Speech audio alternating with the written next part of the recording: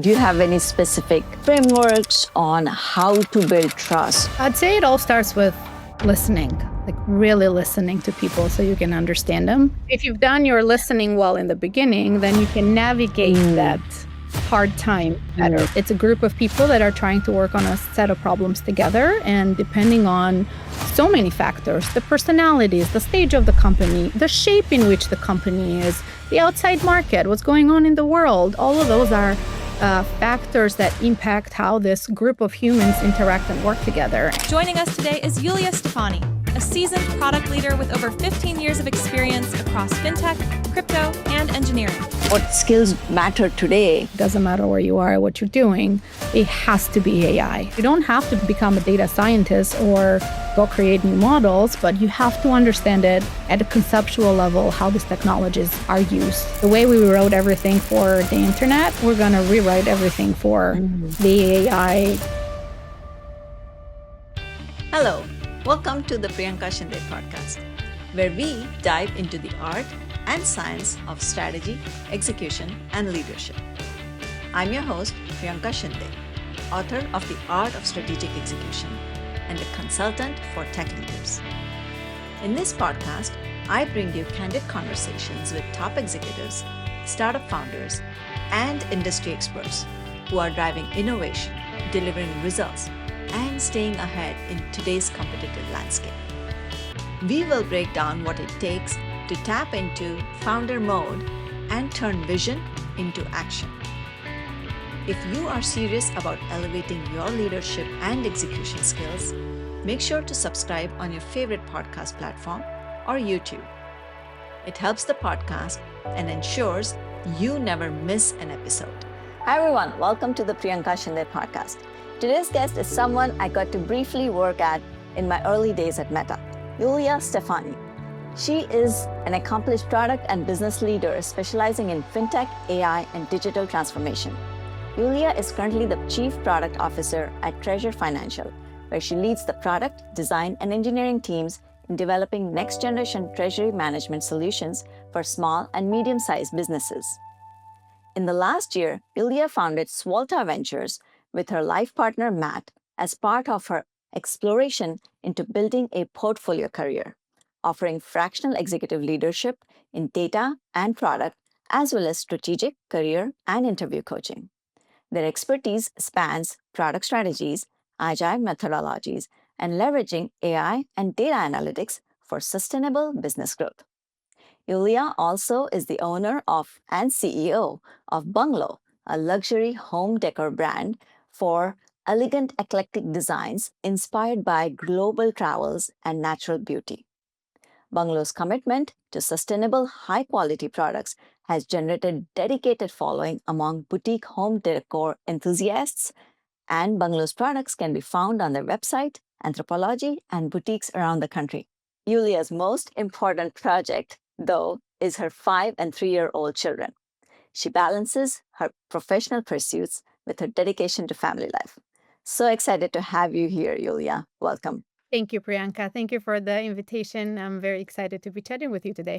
Yeah, really looking forward to this conversation. I would love to learn a little bit more about what you're doing today. So tell us a little bit more. Yeah, absolutely. So you touched on it a little bit in the intro. I have a pretty busy schedule at the moment. My primary commitment is to Treasure Financial, where I serve as the Chief Product Officer, and I work with a team to build treasury management software. We have 2 main products, a platform where small and medium-sized businesses can park their money, and we manage them actively. And we have an API that allows other fintechs to launch their own investment products. On the side, as you mentioned a little bit, the last few years, I've been looking into testing and learning, just like a real product manager, this idea of a portfolio career. I've had a few interests for a while. With COVID and becoming a mom, a lot of how I think about the world started shifting.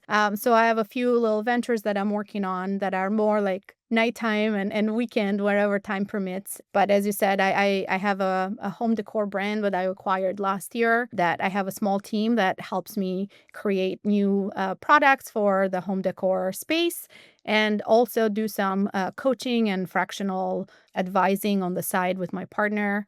All of this are parts of my identity, if you will, and different interests. And I'm looking forward to actually debating this more with you and digging more into that.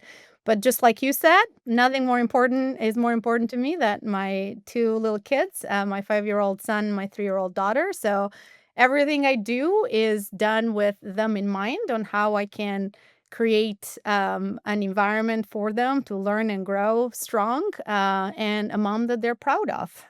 So yeah, that's me in a nutshell. Yeah, that's so amazing and really so inspiring for you to, be that mom to them and do this for them while, kind of like building your career, doing not just, your main day job, but really building out something more. And you're learning and growing along the way, I'm sure, like trying to figure things out. And we'll talk more about that.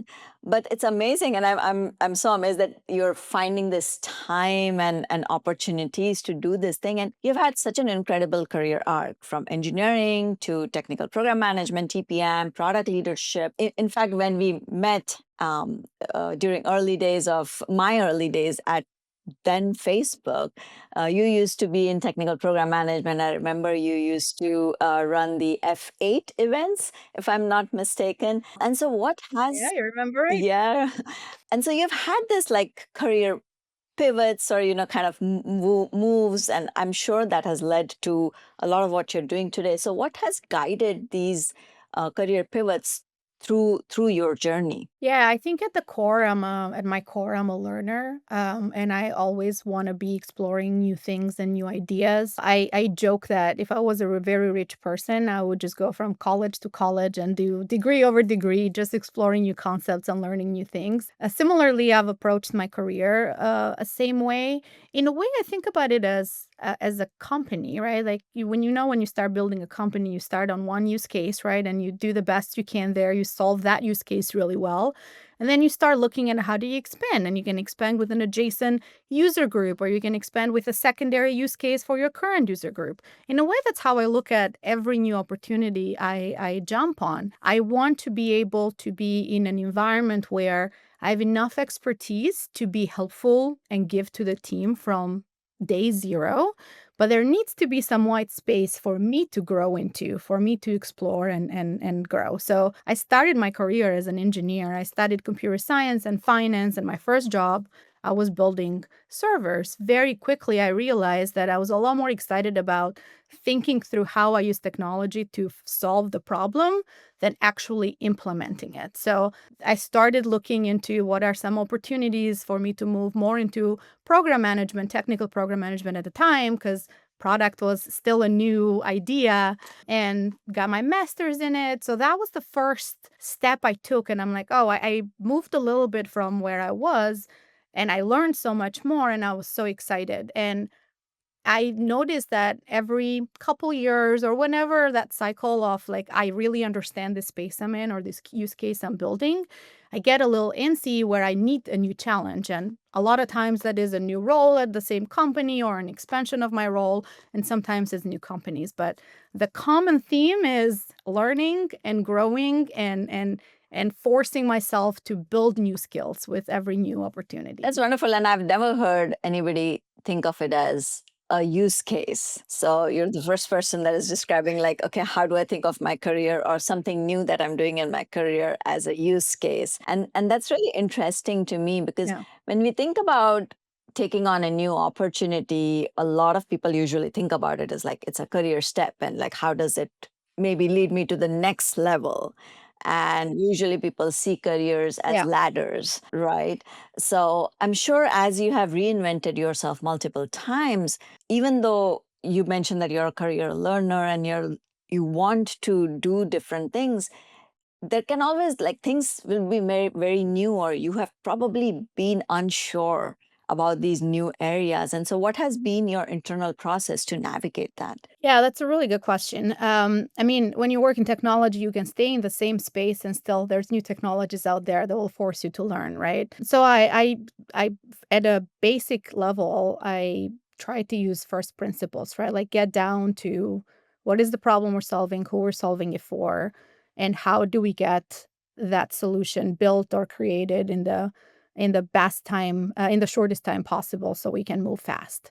And that could be a product you're building, could be a process you're building internally, could be research into understanding the market. At the end of the day, you're building something for someone, you're solving a problem for somebody, right? So the base is all the same. And if you approach things with curiosity and openness to understanding, then and break things down to like their smallest level, then you start building it back up. I know it's easier said than done, and it takes practice, right? As you grow in your career, you've been in enough conversations where your brain just starts connecting things easier than we're starting out. So when you're younger, I think you need to be more disciplined about almost asking yourself a set of questions to help you break down things to those first principles. And as you grow in your career, some of that is innate. That's experience, right? It comes with experience. But in every new environment, that's how I approach it, with open-mindedness, curiosity, and trying to break it down to the system underneath or the building blocks underneath. At the end of the day, you cannot take the engineer out of me. So that's how I'm sort of wired, right, to look at every problem and think critically about it and break it down into the pieces of the puzzle so that you can try and put it together. I think that's a very important thing you mentioned about like openness, curiosity, and this is just breaking down something that's like a big unknown into specific steps or whatever systems that would just help you move forward or like learn about something or just probably get more familiarity with things, because sometimes when you don't know something and there is a lot of unknowns, that can feel very overwhelming. And so the method you mentioned can really help get to how do I just, become more familiar with something so then I don't feel like, I'm unsure or I'm overwhelmed, and get to a place of surety. So that's really helpful. And I'm sure sometimes a lot of people feel that, especially nowadays, that there's so much ambiguity happening, or even with like a lot of new technology and AI coming, there's a lot of that Yeah. lack of surety or lack of context. And there's so much complexity that definitely, I think, just going and asking a lot of questions sometimes helps. And I'm sure you have learned a lot because you've gone from big companies to startups and, also building your own things. What did you learn as you transitioned between like these different size companies and different types and cultures of companies? So I think I've learned to be moldable, right? And change with the environment. Whenever I join a new organization, I don't make any assumptions on how things are run or are supposed to be run, or even that I approach it as it's a group of people that are trying to work on a set of problems together. And depending on so many factors, the personalities, the stage of the company, the shape in which the company is, the outside market, what's going on in the world, all of those are factors that impact how this group of humans interact and work together. And similar to how I approach a new problem or a new space to understand, same thing with going into a new company, right? It's understanding the people at the core of it, understanding the business, understanding what drives the business and that business model, and what is good for the company, what is good for the user, and then creating almost like little experiments on how you work with the people, and similar to what you do with the product, and then see what works better for the environment you're in. I am driven by, trust is very important to me. So wherever in a new environment, that's the first thing that I try to create with people, like a good rapport based on trust. I am very open and very direct. Actually used to get me in trouble at the beginning of my career. I've learned to be direct in better ways as I've grown as a professional and as a human. But that's how I approach new environments. And I've worked at Meta is probably the biggest company I've worked at, and I run my own things that are very small, and also I am at a Series A startup, and there's lots of nuances that are similar. At the end of the day, there's people with challenges. There's communication challenges at every stage. Doesn't matter how big or small the company is. But they're also run very differently, right? Like something you can move a lot quicker at a small startup because there's only 10 of you, and it's very easy to get everybody to talk about a topic. At a bigger company, you have to realize that your negotiation, your coordination skills actually need to come to the forefront no matter what job you're doing, because you you can't get anything done within one team. You're generally working across teams, right? So while the approach of understanding the environment is different, I know that the levers I need to pull, and I know that what's important or what works in one size of a company is very different than another one. I've also worked in pure tech companies, and I've worked in more fintech companies where the power dynamics are different. In a tech company, everything organizes around the PM in general, like the product manager, right? And they come up with, in a way, the business plan for the product, coordinate with marketing, all the external teams. Whereas at a company like SoFi, for example, we were paired up with a business unit leader that was more of like that business knowledge, and the product manager was more like the product that we're building. It was a co-lead of the product. So very different dynamic, right? And you have to adjust to almost the rules of the games, right? You understand the rules of the game, and then you play within them, or you help shape them. I think that's a really important point you make, because a lot of times when people join new companies, that is one of the things that they overlook, or sometimes it can be very difficult to adjust to a new culture because you're used to doing things a certain way, and then you're Yeah. rewarded for those things in the previous environment, and you think that that is the thing that I got rewarded for, so I should continue doing that. And it's really hard to understand that that may not be the thing that you might get rewarded on, or that might work in a new setting. So you're really bringing up a very good point. And I wanted to kind of dig in further on that. When you is there anything you talked about trust, which is one, and I really wanted to ask you on do you have any specific frameworks or guidance on how to build trust with a new set of people? Because I feel like Yeah. that is something people really need to do well, and it needs to happen quickly a lot of times. And especially now, I feel like trust is something that is really hard to come by in this particular environment that we are in. So what has helped you build trust quickly with the people around you? Yeah, I'd say it all starts with listening, like really listening to people so you can understand them, understanding the environment they're in, right? Like when you join a new organization, there's going to be people that are brand new, full of excitement and energy, and there's going to be people that have been there, that have seen a few more things, right? That might be a little bit more disillusioned. So the approach with those two types of people or states they're in needs to be different, right? But at the base of it, it is all about listening with an open mind and really understanding where they're coming from, understanding what drives them, understanding what's important to them, understanding how they see the organization and their perspective, and doing the same on your side, like being open about who you are, what drives you, what you've learned, where you've come from. If you have an high enough emotional intelligence, sharing like where you're not as strong, right? Where you need help from the rest of the team, be it as a peer or as a leader in the team. And you create those initial ties. I don't think you really build trust until you've gone through a fire together. Like you're open to trust, and there's no reason to not trust somebody, but it's when you've worked through that first hurdle together as a team, I think that trust gets solidified. Like when people see you standing up for them, helping them through a hard time, whatever that might be. So there's work you can do in almost like peacetime, I would call it, that it sort of builds the foundation.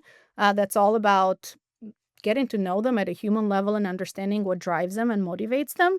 And then I don't think you fully solidify it until you've gone through a war together and made it to the other side. Yeah. It's like baking and cooking all of the things together, and then it becomes more, something more digestible and delicious. Yep. That's That's kind a of really good way to put it. Yeah. coming to me. Yeah, that's really, I think you kind of nailed it when you say that when teams go through tough times, it kind of brings out the character of how they might work together, and really solidifies the trust. That's really helpful. And if you've done your listening well in the beginning, then you can navigate Mm, that hard time better, mm. right? Because you ideally understand each other and know when to show up for a person, when to give them, especially if you're a leader in the team. But even as a teammate, like you understand when, in what situation someone might need more support, and which one you need to take a step back and let them lead. I think the listening thing is, yeah, you're that point is also very important, because sometimes there can be this thing, right? Okay, I need to like have all the answers, and I need to show, like I need to have all of these wins, but listening can really help. And so, are there any other kind of tips or advice that you would give somebody when they join a new place, or, are in a new team or a role? Yeah, so I would tell them, outside of understanding the team and how things work, is to really understand the business at like its core form, right? Like what drives the business, what like in a way all product leaders need to be finance people to understand really at the core how the business works. And I think the combination of those two help you like, get acclimated to the new environment. I would say the first stage, as I said, is listening, and then the second stage is, as you understand where opportunities might be, being proactive to try and help maybe solve some of the things that have not been working. You're a new person with a new perspective, so it's the best time for you to come up with some ideas to help the team potentially in whatever struggles they're facing. And again, going back to, if you've done that first part well and you've built enough trust, then you can help drive the team forward in a better way. Great. So I also wanted to kind of dig in a little bit more about your entrepreneurial journey, right? You've been working. What kind of sparked your interest in kind of going the entrepreneurial route? Yeah. Well, I'll start by saying the only reason I can do all this is because I have a lot of help. I have an amazing partner that really is 50-50 with me and everything we need to do with the kids and the home. And my parents live with us most of the year. So I have a lot of help, which is why I have been able to like scratch this itch I've had for like something of my own. But the origin story on why it started, I think it was a mix of becoming a mom and the shock of COVID. So I became a mom in March 2020. We went into the hospital and people were talking about COVID, and we came out and everything was shut down. So I come home with a new baby in a pandemic, full-blown world pandemic. And that kind of shakes you on like what's important and what you care about. But I think the biggest driver was like once I became a mom, what is important kind of started shifting in me, and what I cared about, and what I valued most. Like my framework kind of changed a little bit. I'm still a learner at heart, right? And everything I'm doing them because there is, again, that white space on where I can grow. But it started out as this idea of I want to maximize the time I'm spending with my children for those 18 years that I have them, because then they'll go fly, build their own life and their own home. But I am not ready to be a stay-at-home mom. I love being a professional. I love tackling challenges. It's part of my identity. I mean, I moved countries for the opportunity to go to better schools and build a better career. So that's deep into who I am. So as I was up with my kids most of the night. I didn't have very good sleepers. I started doing research into like what are side businesses, new ideas that I could lean into. Read about this idea of a portfolio career that sounded interesting. And in true product manager, I'm like, what if I could A/B test this? And the first actually steps there were a few coaching platforms that had reached out to me and asked if I wanted to coach people interviewing. And I'm like, oh, that sounds great. I would have loved to have someone help me when I was going through interviews. So that's where it started. Like very little, an hour a week, an hour a month, depending on the month when people needed help. And I found a lot of joy in being able to help people. And as I grew in my career and I became more of like a people manager, I found this like profound joy in like seeing someone on my team be able to excel at what they were doing or take on a new responsibility. And I got a lot of good feedback on like how I was approaching those nurturing and helping people grow in their career type of problems. So that's kind of where Swalta became. It was also another idea with my partner. I'm like, we love one of the things I love a lot of things about him, but one of the things I love about him is his brain, and I love having just nerdy discussions about different topics. He's a data guy, engineer and data, and I'm more on the product side. So I'm like, what if we did this together and found projects where we can come in at different angles and it's quality time for us. It's something we both love doing, and maybe it can become something. So that's how Svolta was born.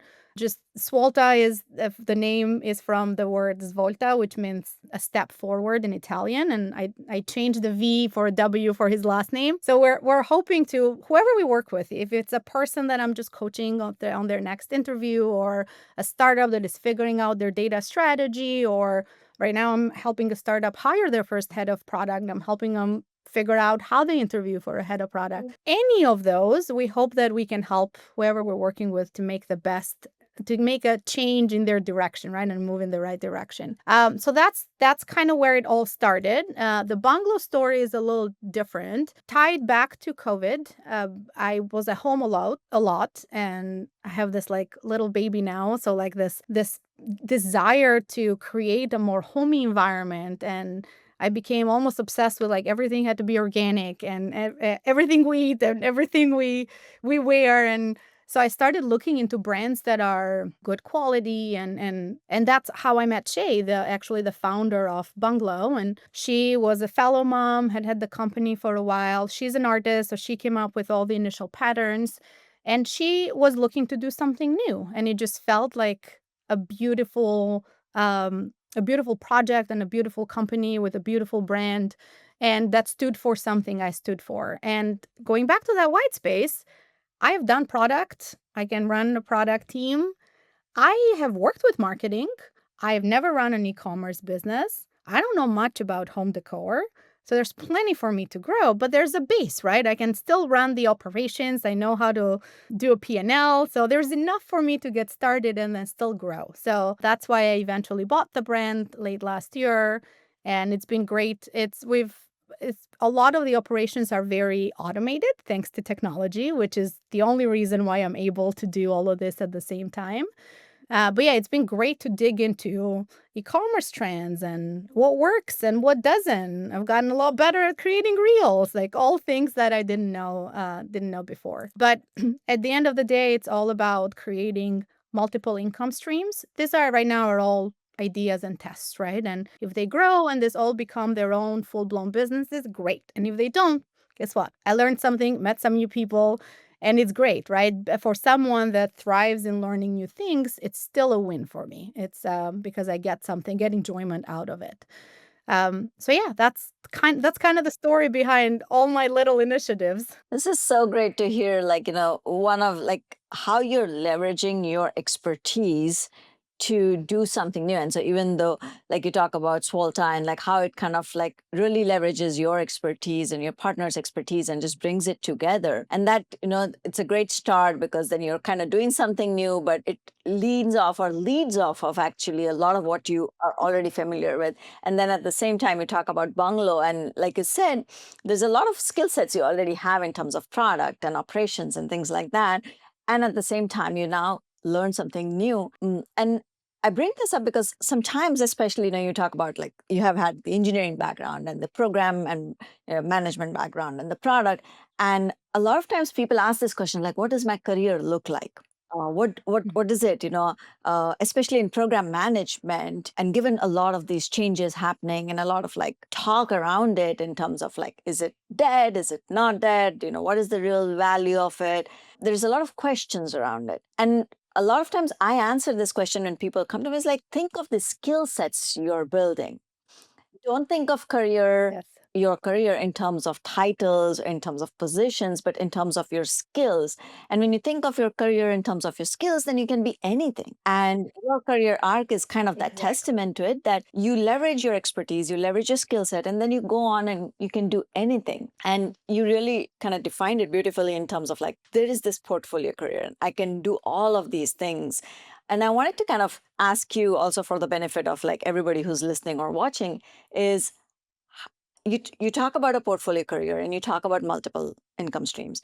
How do you define a portfolio career? And what mindset shift do you think is needed to embrace that idea of a portfolio career versus like having a traditional career? So I think about it just in terms of, I think I've been in investments for a while now. So similar to diversify your investment portfolio, right? It's kind of at the basis of having a portfolio career. So if you're involved in multiple things that are tied together but are leveraging different skill sets, in a way you're future-proofing yourself and you're allowing yourself to grow in different ways. There's also like more mundane things, like there's tax advantages to being a business owner. So when you think about wealth building and creating more wealth for your family, there's different levers you can pull when you are not only a W-2 employee, or you're not a W-2 employee at all. Like there's people that do a full-time job and something on the side their whole career. So that's kind of how I think about the portfolio career. I think it needs to be diversified in the type of work, or the way, the amount of time that you're spending on it, or the skill sets that you're using, and also have like be able to allow you to leverage different approaches to wealth building, right? At the end of the day, that is at the core of it. I am trying to leave something to my kids, and I don't want to be consumed by working 60 hours a week every week because I want to spend time with them. And in a way, not to be too dark, but you never know what's going to happen in life, right? So we're young and healthy and we can work 60 hours a week at a company. And some of us are lucky enough to work at brands that make it really big, and that sets you up for life, right? But a lot of other people will work a 9-to-5 job and have to work until retirement to be able to make their ends meet. So in my view, these are tests that I'm running. The ideal for me is I work because I want to work. I work because this is pure enjoyment and pure self-actualization in the Maslow hierarchy, but not something that I need to close the month, right? Or be able to build my wealth. So yeah, that's how I think about the portfolio approach and it will be different from different people because we all have different skill sets. So not everyone will start an e-commerce and a coaching business. And honestly, I don't know if this will be my thing. As I said, these are tests, right? And I continue to think about what are other areas that I could use my expertise in such a way that the reward is not proportional to the time I'm putting in, the effort, right? So ideally, just like when you're building a product or a business, right? You want to find the least amount of work and the highest reward for it, right? So I'm always on the hunt for, is there another one that I can add in that will allow me to still not work my whole life and get more revenue? That's just so important. So even when you're thinking about the career, one is diversifying your career so that one change of events doesn't impact your entire life or doesn't turn it topsy-turvy. And we are seeing that happen a lot in the last 2 to 3 years. So like you said, not to sound dark, but if you are dependent on only one company or one skill set, then that is the likelihood of that happening is higher. And just like if you're investing in the stock market, and if you have your stock spread across multiple, then like getting your wealth wiped out by one stock going down, if that's just thing you've invested in, then that's going to happen, versus if you're diversifying your stock portfolio. And I think it's a very easy analogy to see once you put it that way. And yet a lot of people may not see it that way. And then the second thing you said, which is, I'm doing this, but I still see it as a test, which means you did this and hey, it may or may not work out, or I may or may not see this as like something that, is for me the whole next 20 years. It's okay. I might do something else. And that's okay too.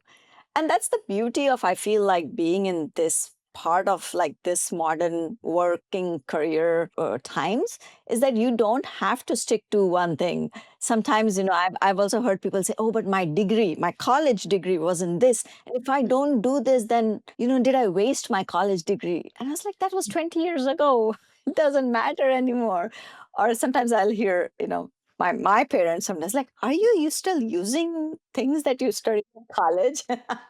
So I feel like when you say test, I think it is really important to see things that way. If something's working, you enjoy it, don't enjoy it, just, live life or live your work in a way that, it feels fulfilling. And that's where it is like, it has to feel fulfilling and you should enjoy doing the things. And especially if you have means to do it. Not everybody may be able to get to that. If you can, then that is an opportunity to explore that rather than sticking to a traditional way. And I think that really requires, I mean, yes, it does require a mindset shift, and it's really important. And it's really great to see you do this.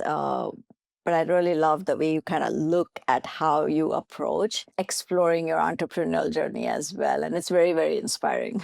Yeah, thank you. I've learned one thing, that the more you have set expectations, the more you're setting up yourself potentially for disappointment, but also you're limiting your possibilities, right? Because then that's just whatever your brain of one person can think of.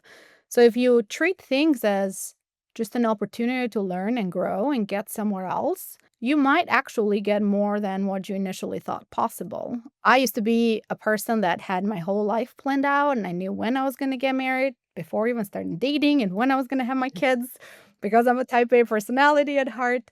And life just taught me that being open minded, like, who knew I was going to live in California? Like, I moved to the States to go to college and go right back home to my parents. And joke's on that girl that had it all planned out. Life is completely different. But if you're open and you see your experiences as an opportunity to learn and grow, you will first of all show up better because you're not stressing yourself out about achieving exactly what your mind said, and you will most probably actually do better than if you had a really clear plan. By all means, I'm not saying do not have a plan for your life and never think about where you're going, right? Like, it's important to have, to speak in product terms again, to have a vision, right, of what you think is possible. And to me, the values I hold are not changing, but how they apply, how they show up, how they like. There's so many new things that get created every day, especially in technology, that jobs that didn't exist. Like, product management is one thing that when I was finishing college, it wasn't really a thing. It was all project management, right? And then that started out as more of a career on its own. So if you're open, you will, yeah, I think you'll receive more because you will show up better. And that's how I try to live my life. I think the most, not to get too inspirational, but I think the most important thing in life is health. As long as you have your health, then, and you approach life with curiosity, you will get good places. I know I am very privileged. I've been able to go to college. I've always had a support system. So I don't mean to make it sound like everybody should be feeling this way, because there's people that go through much harder lives and have much bigger hardships. But yeah, I strongly believe in, as long as you have your health and you're open-minded and you think about life as a series of experiences, and you try to optimize whatever makes you happy, whatever your values are, that's a way to achieve more and also enjoy more. That's so true. You talked about, like, when you passed out of college, there weren't, certain careers weren't even there, and then they sort of came up and became popular. When you look forward from here, and since you also coach many leaders in tech and in product, what skills or what should leaders be thinking about today? Yeah. Or what skills matter today that that people should be focused on, or people should be thinking about, like, that might become very, very prevalent in 5 years or so? Yeah, so I get this question a lot. I actually just wrote a blog post about it, but a year or two ago, it would have depended on who you were, what stage you're in, what you're trying to achieve, right? And the stage of your career, the industry you're in, where you're trying to go. And now I think my answer is one and only. It doesn't matter where you are, what you're doing. It has to be AI. I expect the next 5 years, the way we wrote everything for the internet, we're going to rewrite everything for the AI phase, if you will. And not every product has to become an AI first product, but I expect it will have an impact, like, as I said, web did and mobile did at its time. So if you're not, as a product manager, if you're not learning the basics of how to use this new technology, both as how to leverage it to make yourself faster, which everybody should be doing. If you're not using one of the tools out there to expedite your day to day, then you're falling behind everybody else. But also from like understanding conceptually all like the new technologies, new frameworks of building, new tools out there, you're going to fall behind on being able to actually land the next job or even thrive. There was an article I was reading recently about the increase in PM job openings, and you can clearly see the AI PM jobs going up like a hockey stick and traditional PM jobs flattening or even actually declining. So there's like data that will make it very clear for you. But that's what I tell everyone. I'm like, you don't have to become a data scientist or go create new models, but you have to understand it at a conceptual level, how these technologies are used. So to me, that is really, if you've got spare time, I joke that I wish I was back in college right now, so I had more time so I could really dig in. But that is really, I think, the most, no matter if you're an IC or a leader, you got to understand it at a conceptual level. And I think that's the best time spent right now, at least. Yeah, yeah, it is so true. I mean, I saw that graph too, where the AI jobs, the PM jobs Yeah, it's are. in Lenny's newsletter. Yeah, exactly. On Penny's Yeah. post and newsletter as well. And I just from like some of, because I keep getting a lot of like these, jobs come up and things like that. And I see that even in other areas, so not even PM, but from engineering side or like See. transformation, operations, program management, I see a lot of them like have AI tacked on to them. So everybody is thinking about that. A lot of jobs that are open now are just focused a lot more on AI or AI related things. And so you're spot. Yeah, I was talking to a woman yesterday that was interviewing for an operations role, and she's like, AI questions keep coming up, but there's no AI in the job description. I'm like, well, they're preparing, like every company is thinking about it, even if they're not in that space right now. It will become a table stakes. Like, I think for us in tech, it already is table stakes skills to at least understand at a fundamental level. But yeah, so even when it doesn't say that it needs AI experience on understanding in the job description, people are getting questions about it in their interviews. And to me, makes perfect sense. It's like, it's where the new battleground Yeah, will be. I So agree. Yeah. you got to learn it. I know. There's an and it's the same thing. It was like if we had all the time, there was like you could learn so much, and there would be so many different ways you could like go about like taking all of the different courses and exploring every single tool out there. And there are so many interesting AI tools to explore, right? And you could play around with them all day long. Oh, yeah. The development is nothing like technology has always been fast. I think the speed we're seeing right now is it's hard to even keep up with the titles, let alone read everything Mm. that comes out. So, I think it's a very exciting time, and AI, I think, is as a technology is scary when you think about the implications that it has for society and being able to regulate it the right way. So it's gonna need big shifts and big decisions and big changes everywhere, not just in, like, the tech products that we build, but it's got amazing potential, so I'm here for it. Yeah, definitely. Speaking of time, I know like, you are an executive at a startup, you run your own venture, you coach other people, you're of course a mom, which is one of your most important roles. How do you structure your time and priorities across all of these different roles? Yeah, I think becoming a parent, makes you really good at prioritization.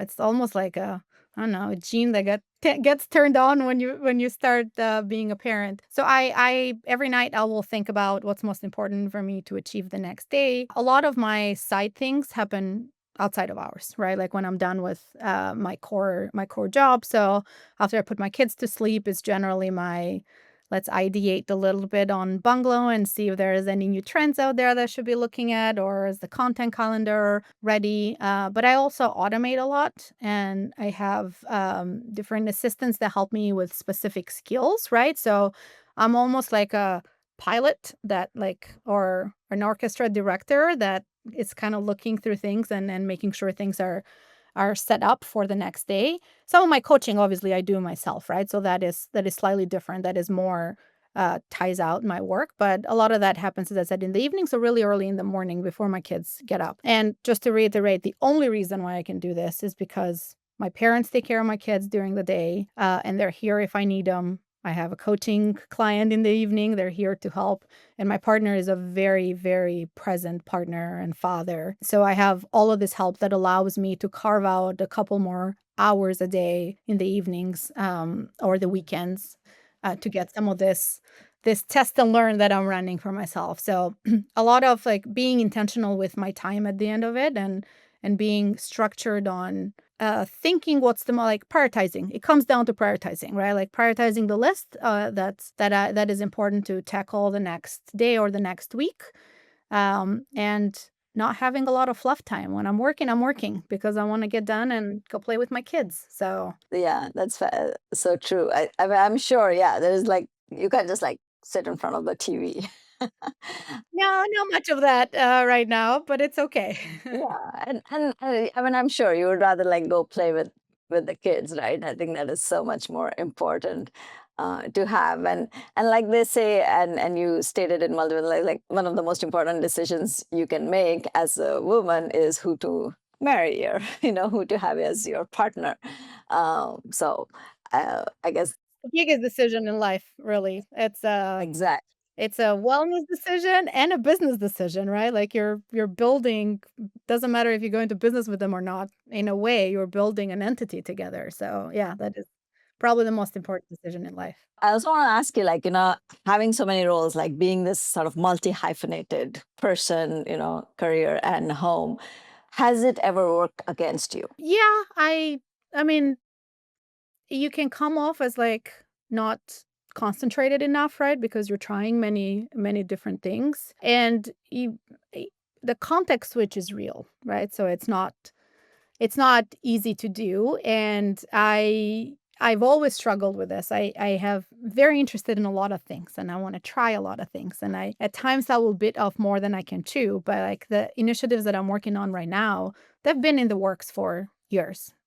And for a long time, they were happening. I just wasn't talking about them or publicizing them or any of that. And when the kids were younger, I could do maybe like one coaching thing a week, and that was it, right? And I was just testing to make sure that I still enjoyed it and I was providing value. But yeah, you can look like, are you doing anything right when you're doing 5 or 7 things at the same time? And it can be hard on like being able to dedicate enough time to all of it. I still think it's worth it. And I think I'm at a stage in my career where I can do it because I understand myself. I am a lot faster in making decisions because I've been in the industry for a while, right? So I can move faster. And I'm able to handle it all, right? But yeah, like I've had people that have said just pick one and go deep into that one, and that's fair. When you're building a new product, that is the thing you live by, right? Like you prioritize to the core thing and you build that. I have chosen, I'm full right now. I am not taking any more new experiments. I'm thinking, but I am not acting on anything more at the moment because my plate is full. But yeah, I still think when you look at the pros and cons, I still think there's more pros for me than there's cons. But I can definitely see it how it might look distracted to people, right? Or at times I am a little tired. I'm like, okay, where was I? Which decision was I supposed to make? I'm sure yeah, I'm sure. I mean, perception wise, there can be that, but there's only like so much you can do about that. And at the same time, I can feel like you're so energized by like having all of these things. And that is really important because I'm a little bit kind of like you, where I like to have multiple things. And there's like, oh, Yeah. you like to have all of these balls up in the air, or like, and I've tried kind of going down to like maybe 2 things, and then it just gets like it's not fun.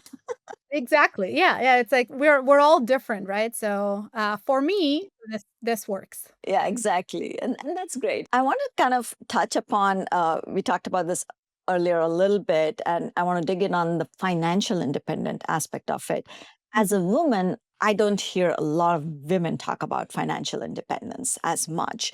And so, how, like, what role does financial independence play in your choices that you make? And especially as a woman, like, how did you think about just even that phrase for yourself and what it means to you? I've been always very driven by, I guess, stability. Not really, I'm not looking to be rich and have a plane. I just want to be able to afford a good life, a healthy life, be able to eat healthy and go on a vacation or two a year. Like that's what I'm looking for. And I don't want to be checking and thinking whether I can afford a flight this month or a vacation. Like know that that is good and it's covered for. And I've thought about it this way my whole life. I think my parents did a good job at instilling that, like the idea of building and saving and thinking about the future in us as little kids. But like even when I moved here, I decided to study finance initially to understand the system in America. It was very different. At the time I moved to the States, Albania was very much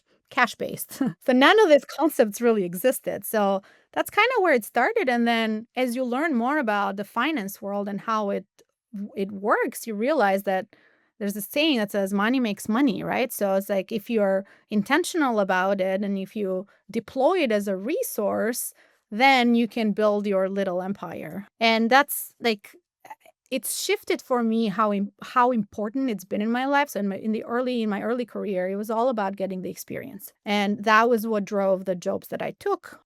Traveling was very important for me at the time, so I was looking for jobs that gave me the ability to learn something new and grow my career, but also travel. So I traveled when I was at Expedia. I traveled a bunch when I was at Meta. So if I was looking at a new opportunity, finance was important, but it wasn't at the top. It was learning and traveling.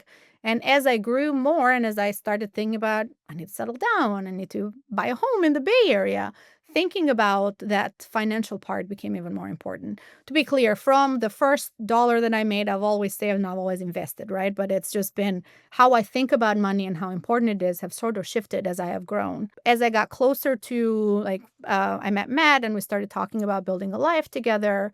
I started thinking more about that, how we build that financial independence for us, and obviously became one of the most important things to think about once I had kids, right? Because I want that for them. My parents gave what they could to me, and they were able to like support me coming to the United States from a country like Albania and go to college here. And that only happened because they were very diligent and they always thought about how they build their little nest egg for their kids. And I want to do that for my children. So I think a little bit is just me. I've always been very driven by finance. I find it fascinating how if you make the right moves, you're going to end up in a very different place than if you didn't with the same salary. So like it's about how you use your resources. It's an optimization problem at the end of the day. So I've always been driven by that from the beginning. And as I've learned more about different types of investments, so I invest a little bit in startups. We own a small condo that we Airbnb. So there's all of this different investment activities that I've started paying more attention to, and financial independence has become even more important. I'm not there yet. But I'm working on it.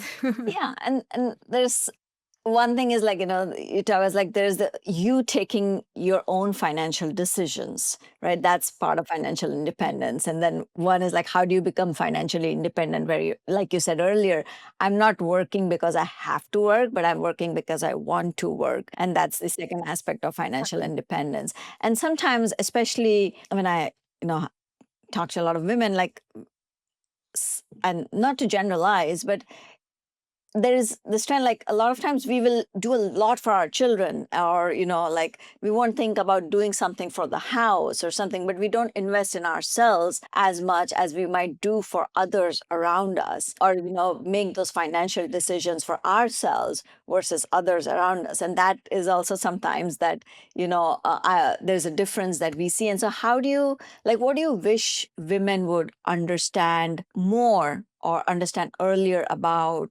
finance or earning or income, whatever that might be, in order to build long-term financial independence? Yeah, well, I'll start with I think knowledge is power, right? So I'd say be curious about understanding at the end of the game the rules of the game again, right? Like how finance works and what would set you up in a better place if you make the right decisions early on.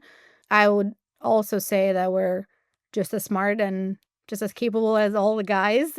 We just don't, to your point, we give so much to everybody else around us, and we put ourselves sort of at the end. So to at the risk of generalizing again, I think we need to be a little bit more selfish and like put some time away or a little budget away for us to help us grow.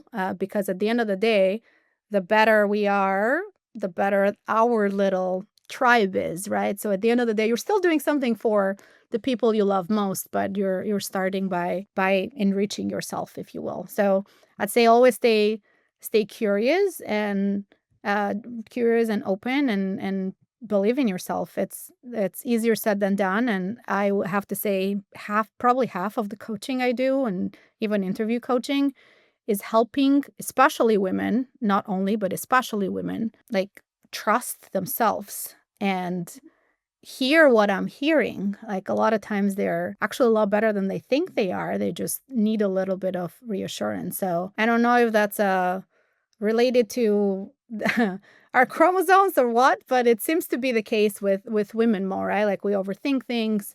And I just want you to think about the people in your career or in your group and know that the people that come off really smart, they're just been in a few more conversations than you. So they've experienced that thing before, right? And then that becomes learned experience, and then they show up in a different way. But if you were able to meet them 10 years ago at the stage you are at, they would probably be very similar to you, right? So it's important to not compare yourselves with someone that might have been in the game for a long time. And I think when you're a driven person, you tend to do that, and that just works against you. It's good to know where people have achieved that can be like an inspiration. But when you start comparing yourself, then you're just working against yourself. So don't compare yourself to anybody, but yourself yesterday. Yes, I think that's so important, right? You can always be a better version of yourself, and you can continue to Exactly. get better.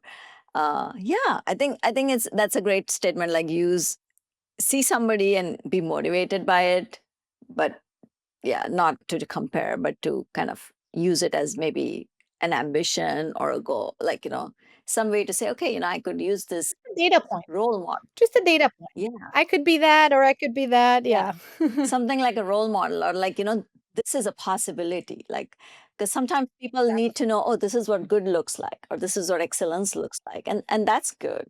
But you're right. Like, even in my coaching experience, I see sometimes, that a lot of it is around just self-belief, self-confidence, just, trusting yourself.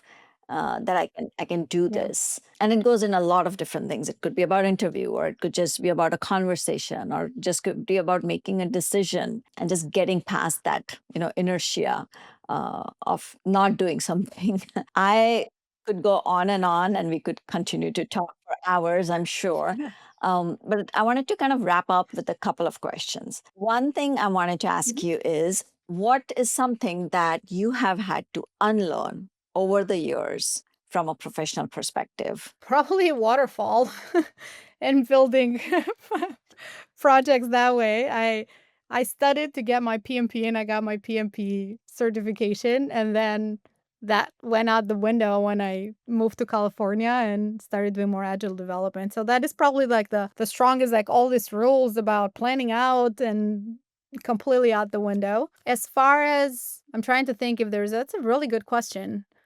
I think you unlearn and relearn, and you kind of reshape and mold things you've learned with every job a little bit. Going back to that, the stricter you are in how you think things will get done, the more friction you'll find in fitting in new environments. So, as I said, I'm very much rooted in like what drives me, and then I have strong opinions. They're loosely held, and I am here to change and mold with my environment.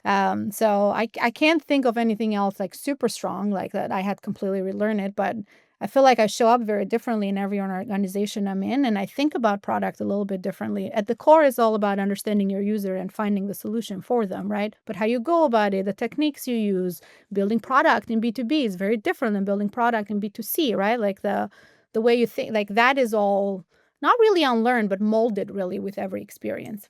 Yeah. Like continuously sort of morphing. Yep. Makes In sense. true agile, you're always iterating. Yeah, yeah. Now, once you're agile, then things are just constantly, anyways, like changing.